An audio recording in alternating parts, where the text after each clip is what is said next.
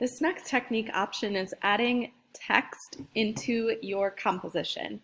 So I know these are both portrait examples, but think about how you could incorporate text into your still life.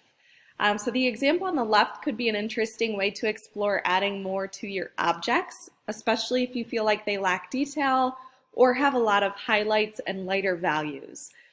So this could be a cool way just to add some of that texture onto objects in your still life. Or consider doing text in the background somehow. They could be block letters or even grabbing pieces from newspaper clippings, doing some sort of collage or a combination of text ideas.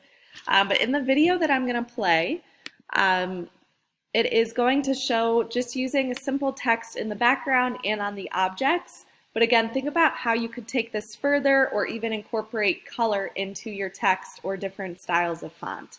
So I'm going to play this time lapse here. And I'm just starting out by adding some text onto the object so you can see what that looks like. Really think about the wording. Maybe choose some words that go well with your still life subject matter, but make it interesting and more unique than what I'm using here as just still life. But one thing that I do want to point out is the sizing of the letters and the placement of those sizes.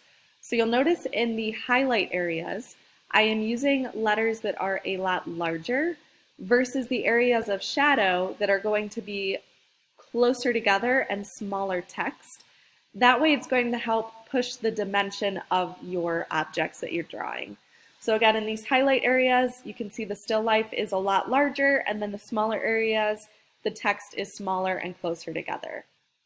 Now I'm doing an example in the background just to show how this text could look for different styles and what you decide to do. So what I am doing in the background is some different types of font, some different sizes. I'm changing the angle, so you'll notice I'm moving my paper around. So think about where you would like your font to be. I'm also changing up and using the thick and thin side of the Sharpie, which will add a little bit of interest to the texture as well. So really be creative with how you decide to go about adding text into your composition.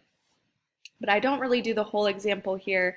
I just add a few more so that I have half of the background, but consider, again, if you're doing this, where you would place the text to be creative and how you could incorporate it into the full composition for repetition and unity.